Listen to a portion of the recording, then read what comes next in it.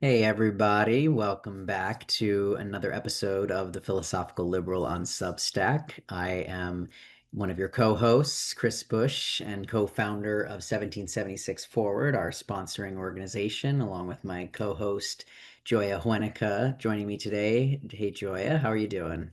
Wonderful. Happy to be here. Happy to I feel this is the capstone on the work that we've been doing the past several weeks now. And so I'm excited to wrap this one up and start to make the transition to the rest of our statement and our project. That's right, yeah. And so today is a capstone for those of you who have or haven't been following along.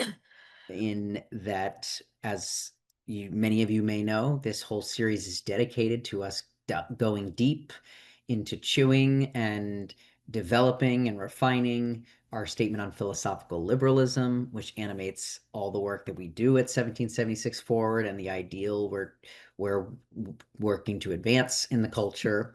And so the statement, if you haven't read it, check it out on our website, 1776forward.com. It's right there at the top. It is just divided into three sections or articles, as we call them, and we're wrapping up Article 1, the first of those, which we called Foundations in Human Nature at Our Best. And so tonight's episode um, is the question, why are the five both and dualities of human nature that we called out in Article 1, why are those the five metaphysically significant dualities of human nature at our best, and also most relevant for the political project of philosophical liberalism? So that's the question. And just to recap, the five polarities or dualities of identity and character and nature that we set out in our statement were the creator trader as our ultimate archetype or ideal that we set forth as emblematic of human nature at our best, kind of as such, but then also individual and social, mind and body, reason and emotion, and progress and order. So those are the five. And yeah, I guess I can start off with just kind of some of my thoughts. Joy and we were talking a little bit offline in advance of recording this on this one. And this is going to be an interesting conversation, I think. Um, Certainly, nothing about this statement is set in stone, as we've said throughout. This is a living, breathing document that we expect will be shaped and refined and changed over time as our own understanding and ideas refined. We already have refined it and edited it several times already in the year plus that it's been out.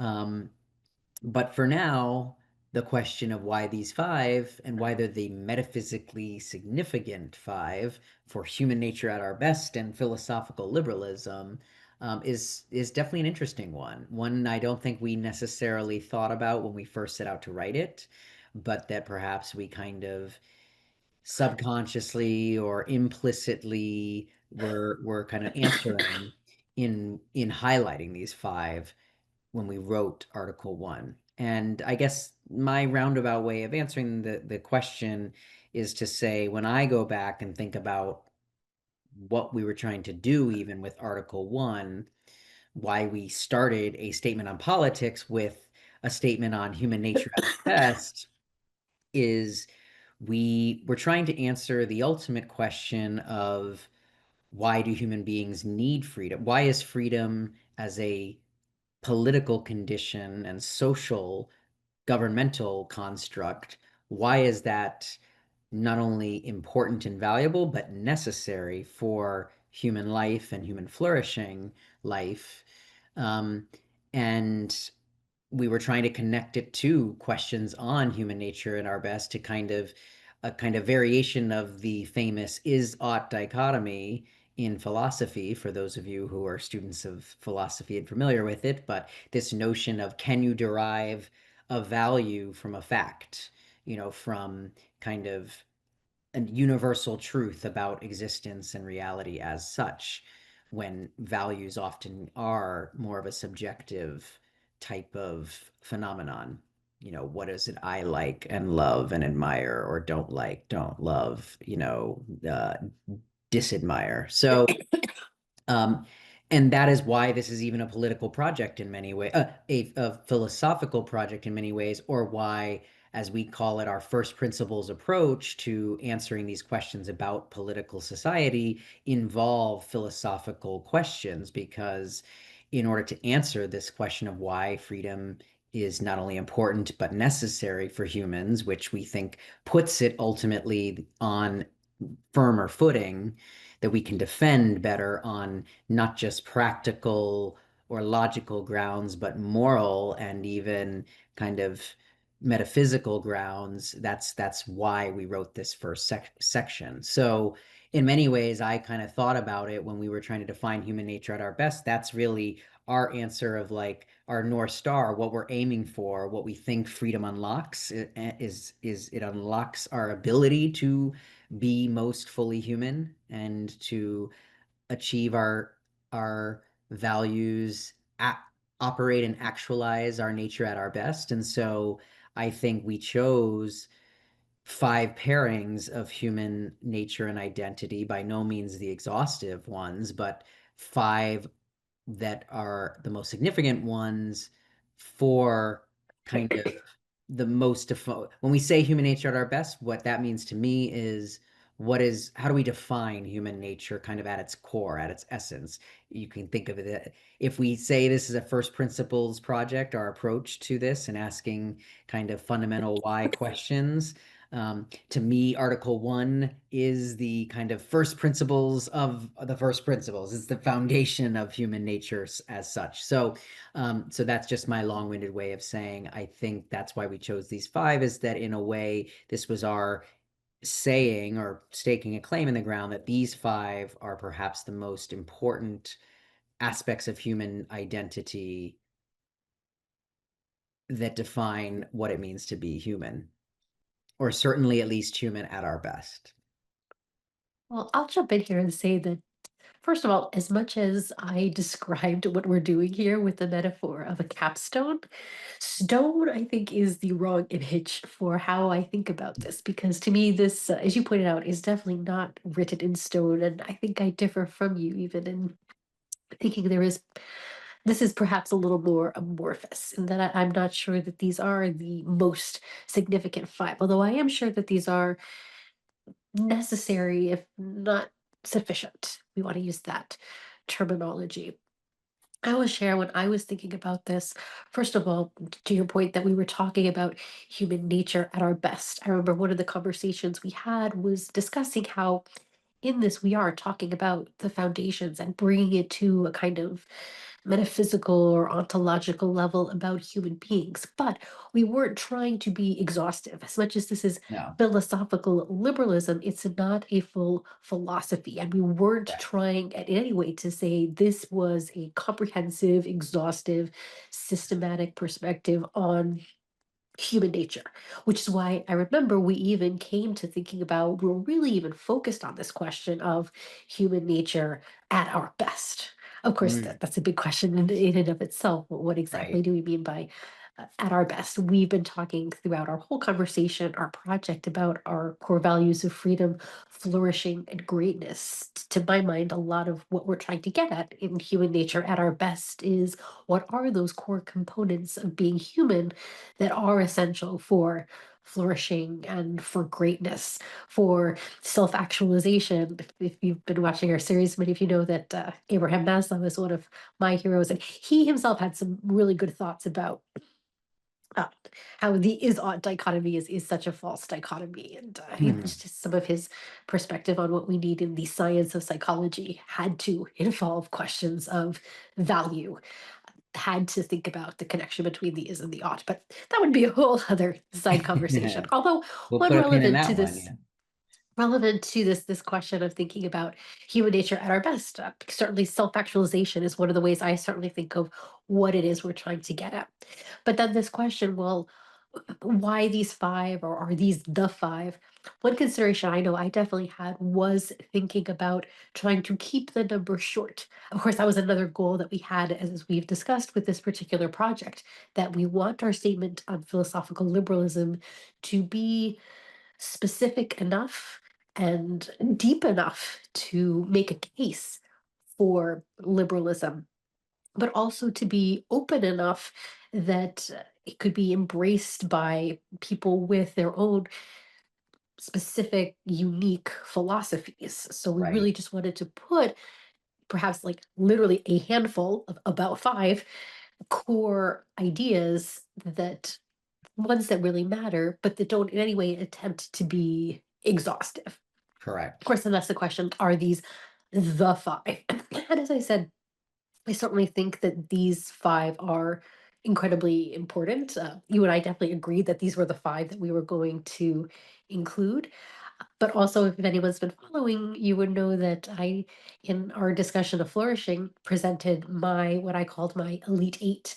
And my elite eight, all of those themselves were further examples of these kinds of seeming polarities that I do believe really need to be integrated. You could almost say this is core to my beliefs about human nature, human excellence, human wisdom, that what we need to thrive as human beings is often to integrate these seeming polarities when there are two real values that seem to be opposed, that so much of what we need to rise up and do is find that integration.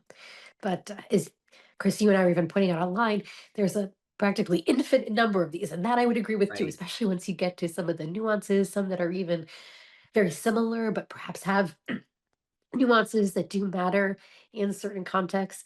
So then there's a question of like, what are the top five? So ultimately, I would say I would agree with you that these five definitely matter, but perhaps are others that that could matter too. And one of the things I'm even most excited about for this conversation really is to just raise that question and put some other potential ones on the table and really hear back from everyone else. This is some of the feedback that I think I would personally find most valuable from others. Your thoughts of, would you agree that these are the five?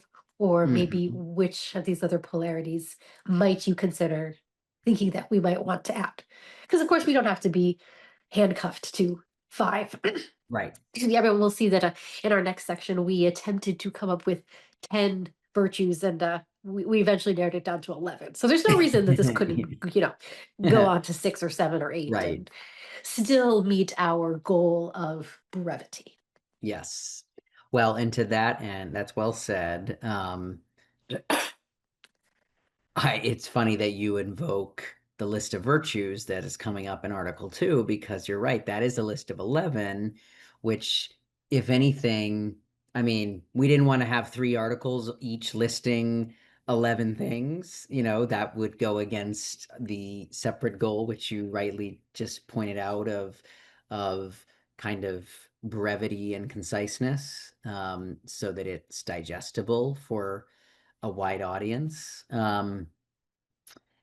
But I also think it highlights that we were thoughtful enough in filtering to these five, that we didn't feel, at least at the time, that any others kind of rose to a parity level with them. So this is where perhaps you and I are probably a little bit differing on this question, because in my mind, and I like the framing of it as, are they necessary and sufficient, or just one or the other? I probably lean more towards the side that they're both necessary and sufficient to answering this question of the most metaphysically significant. I'm open to the possibility that there's maybe one or two others that we haven't considered, and I'd love to hear some of your thoughts on that in a second. But in general, yeah, when I come back to when certainly when we were drafting and editing this and going back and forth, that was really the goal, is to say, okay, if we are going to kind of make an ontological statement, or at least kind of implicit connection between the political system we're advocating for, and an understanding of what we as human beings are, that we want to kind of look to as a guide and clues what is human nature, and then in particular this emphasis of human nature at our best. So so yeah, I mean, I to me the reason they're both necessary and sufficient is because I think they largely capture many of the most, again, kind of defining and essential attributes of what it means to be human and what define us uniquely as human beings. You know, we've talked in past sessions, I put forth kind of my working theory of kind of what I see as some of the five core faculties of being human. And I think, you know, while they don't map exactly to these five pairings, there's definitely kind of analog and some symbiosis between it. So I think there is something to this idea that when you want to define the nature of anything, nature is kind of synonymous with identity. And so I think that's what we were trying to get to here. And what I think was really beautiful about what we ultimately achieved, um, largely on the back of your foresight or insights, Joya, was this this recognition that yes, human nature includes an infinite number of possibilities and capabilities, and in some ways that's frankly perhaps what makes us truly most human, is that we have so many characteristics and capacities.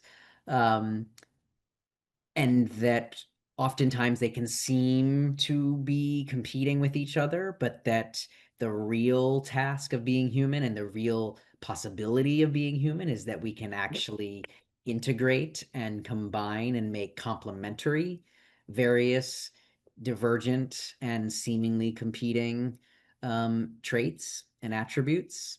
And so I think even just framing this understanding of human nature as an integration of different attributes that are on a scale or a spectrum, you kind of across from each other, is another key aspect and certainly a key contribution we're making to this understanding of human nature. But all of that said, I think kind of these five definitely do kind of speak to, especially when juxtaposed with their kind of opposites on the other end of the spectrum, I think we've covered pretty good the necessary and sufficient pairing. So that's going to be my answer to this. But like I said, I'm certainly not closed to the possibility that we missed a couple, but we've also spent some good time thinking about it and mulling it, that I don't feel like there's glaring omissions here. Well, since I'm the one who's perhaps suggesting that there might be some that we really do want to add, maybe I'll put forward some of the ones that I think maybe merit consideration. And certainly the ones that I identified with my Elite Eight. And then again, even there, trying to go from people know me probably would not be surprised to know that I have been making lists, and I probably have, I mean, I've not counted it. So it's probably up to like nearly hundreds of these kinds of seeming paradoxes. And some of them are admittedly very similar and overlapping, but really just cover nuances that can make a difference. That said, I think many of the ones I did try to capture in the Elite Eight, certainly to my thinking, are incredibly important, at least for this question of human nature at our best and what it might mean to really fulfill our full potential and thrive and flourish and achieve greatness ultimately as human beings. So many of these I think are important.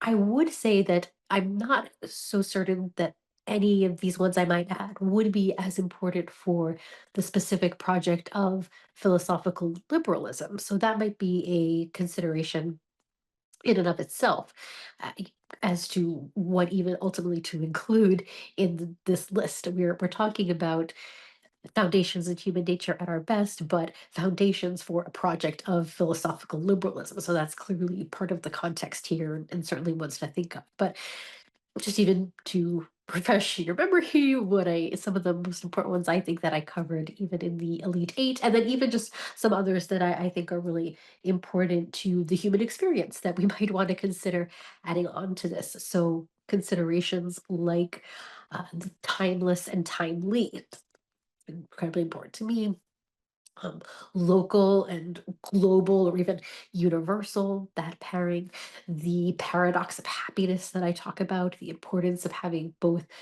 grateful satisfaction and hungry dissatisfaction. It's being so important to what it is to achieve happiness. Pairings like substance and style, or the one that I really want to put on the table, an interesting one that in my mind I thought we might have actually covered in the five, but now that we've gone through the series and done our deep dives, this one didn't emerge as much as I thought it might when we were initially doing the draft. So one that I might definitely put onto the table for certain consideration would be the pairing of abstract and concrete, especially because abstract and concrete even seems to perhaps cover other ones like timeless and timely or local and universal. Other polarities like boundaries and openness, self compassion and self discipline. Again, so there really are just so many of these different pairings, and one of the reasons I'm even excited that we're having this conversation and recording it and putting it out there on the internet on Substack for everyone is hopefully even to get feedback. This is one where we've obviously been asking for feedback and participation all along, but on this particular question, it's one where I am incredibly curious to hear what other people think about this particular issue, and if anyone has a strong argument to be made. I guess similar to you, I have a leaning in one way, but I'm certainly not wedded to this position. So I'm open to hearing arguments, and I feel that I could easily be persuaded by a strong argument one way or the other. Yeah, and as am I. So I too welcome and would love to hear everybody's thoughts. Please share them with us of as you mull this question and as you think back to our deep dive on these five pairings, whether you think there are ones in your mind when you think about what it means to be human, yourself or humanity writ large, and some of the best aspects of humanity and human nature. What did we miss?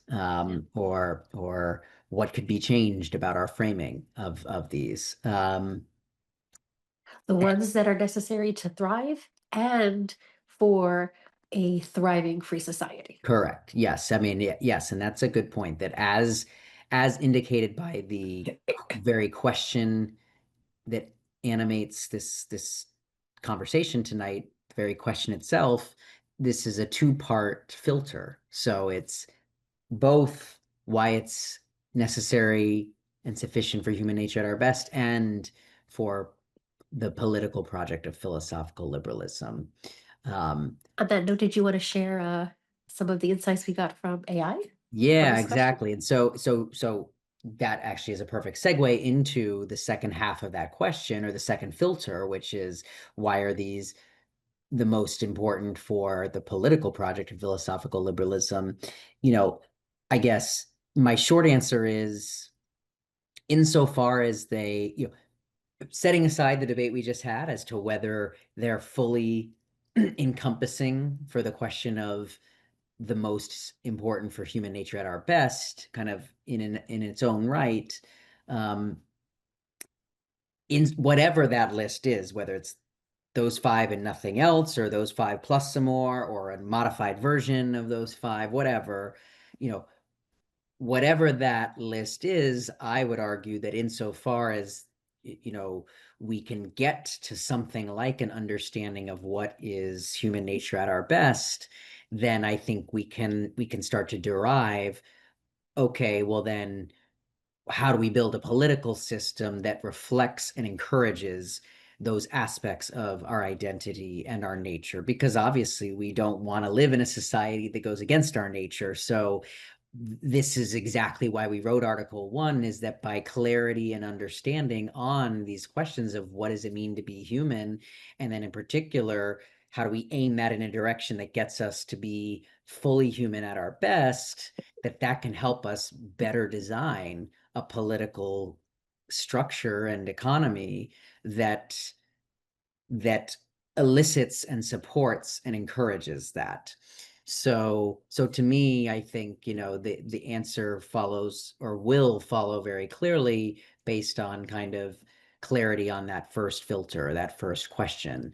But all that said, I think we came up with some good ideas of certainly how you can see how these five really help focus this question of how do we design a political project, because um, we started to do some iterative work even in closing out the last episode on progress and order.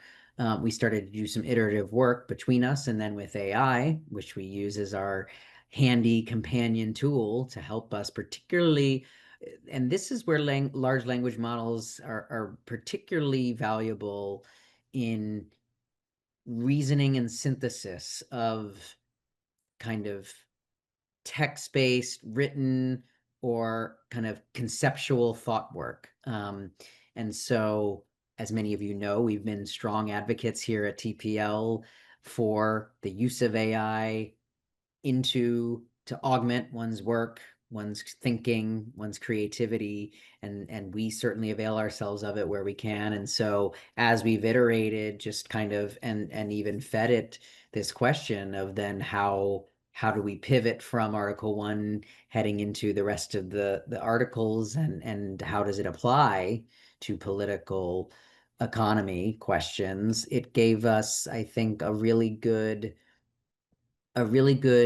kind of demonstration or example of how you could apply each of these five pairings to the problem of political thinking. And we actually wrote about it um, in uh, our last Substack on progress and order.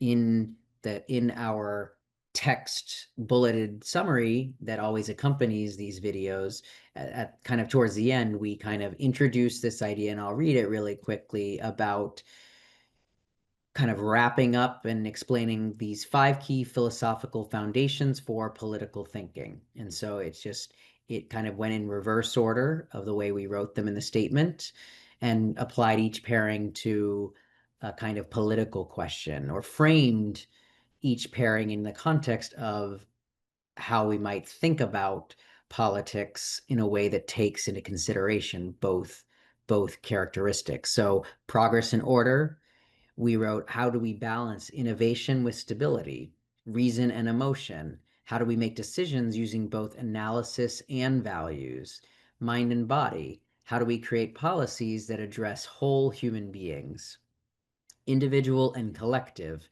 How do we honor both personal freedom and social cooperation? And creator trader, how do we structure win-win rather than zero-sum systems? So I just thought, and this was with AI's help, and then we just kind of tweaked it. But I thought this was a great synthesis of all the work we've done on the preceding 6 episodes to draw out these five pairings, of how we can then apply them, or at least why they're significant and important to help us frame these types of political questions. And I will just add that I also asked, well, Claude was the particular tool that I was using in this instance. I asked Claude, were there any of these other key ideas, polarities that we might want to consider adding? And significantly, Claude even seemed to map onto some of my own thinking and had some interesting ideas as well. So Claude, for example, identified the pairing of local and universal. It framed it as short term and long term, although I do like timeless and timely better as the phrasing for Mhm. that. That could be a whole other episode perhaps that we might get into because that really is one of the key ones I do believe. Um, and even Claude thinks so. It also identified, for example, freedom and responsibility, which fascinatingly is almost exactly where we're going next with this series Mhm. and this conversation. We very quickly will be having conversations precisely about autonomy and about the virtue of responsibility. So in a sense, we're perhaps at least on the same wavelength as Claude on that one. But perhaps this even segues into what our call to action is for you this week, because I would like to ask all of you exactly what I just asked Claude, which are, do you think there are any of these others that would be worthwhile considering perhaps adding to this list? Thinking about human nature at our best for the project of creating and sustaining a free society.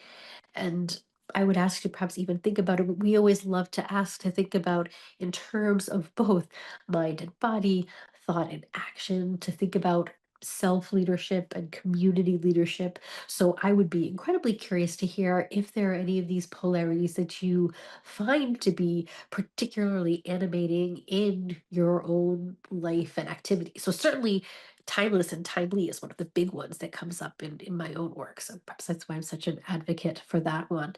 And I do want to give some props to abstract and concrete as well, especially because, as I mentioned, but I don't think I fully explicated that when we were initially making the list, abstract and concrete was one of the ones that I had thought of, but I had thought, well, perhaps this is covered in what we would say about mind and body, reason and emotion. Abstraction is, core to what we even think about when we're thinking about reason.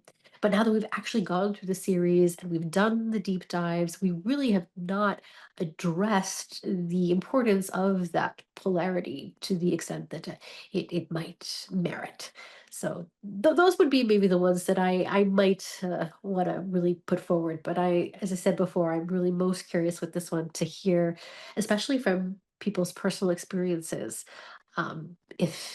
if any of the other polarities really resonate, or if you think that we really captured the most important five.